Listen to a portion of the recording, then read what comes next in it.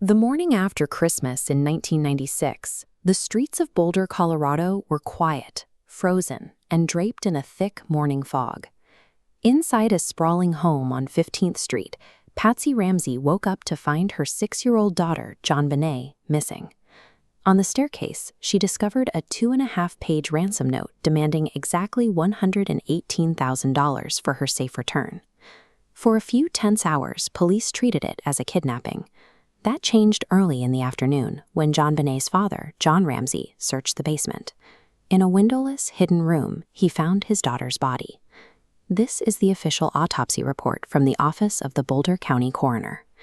Looking at the final diagnosis section, it lists 2 primary causes of death: a severe skull fracture on the right side of her head and asphyxia by ligature strangulation. Looking further down at page 3 of this report, the medical examiner details the weapon used.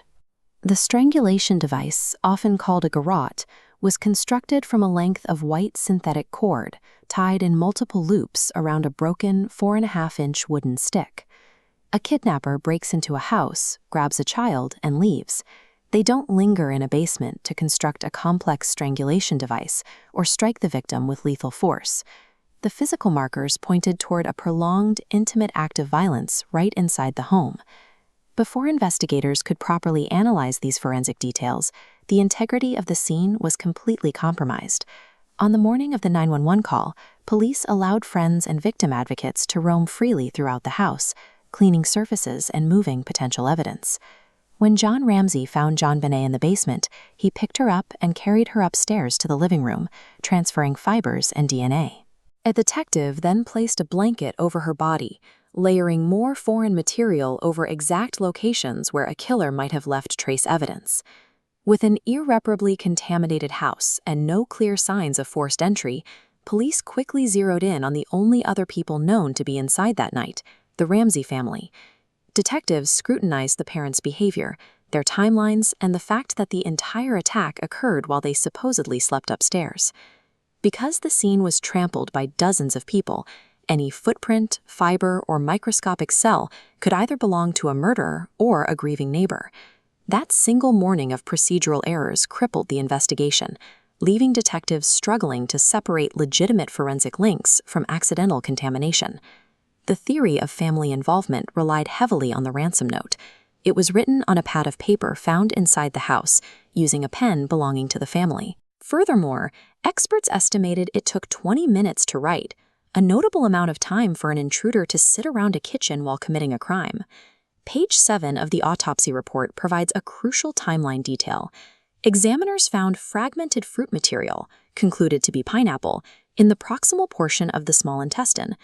Because she ate this kitchen table snack shortly before dying, investigators believed she was with someone she trusted. Public speculation eventually targeted JonBenét's 9-year-old brother, Burke, leading CBS to air a documentary suggesting he accidentally struck her. Burke fired back with a $750 million defamation lawsuit, which the network ultimately settled, highlighting the severe legal risks of trying a case in the court of public opinion.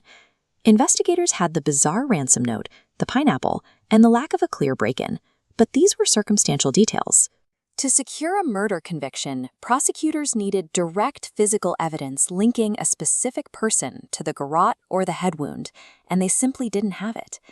The strongest argument against the family lies in microscopic traces of genetic material. Forensic technicians eventually found partial profiles of unknown male DNA in bloodstains on JonBenét's undergarments. Former FBI profiler John Douglas reviewed the case files and argued that the brutal strangulation, the use of a garrote, and the staging of the body fit the behavioral profile of an outside sexual predator, directly contradicting the logic of a panicked parent covering up an accident. By 2008, advances in touch DNA analysis let scientists test heavily handled areas of JonBenét's clothing.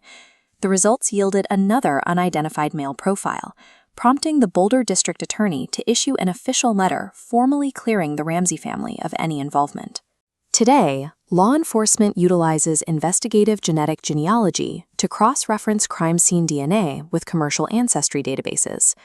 But the genetic samples from the Ramsey house are exceptionally small and degraded, making it difficult to build a profile complete enough to trace through a family tree.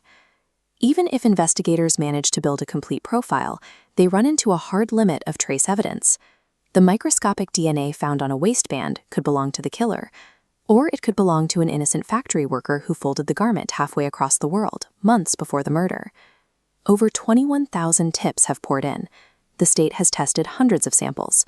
Yet, decades later, the truth remains obscured by a contaminated crime scene and fragmented genetic code. An innocent 6-year-old girl lost her life, and whoever took it simply vanished into the cold Christmas night.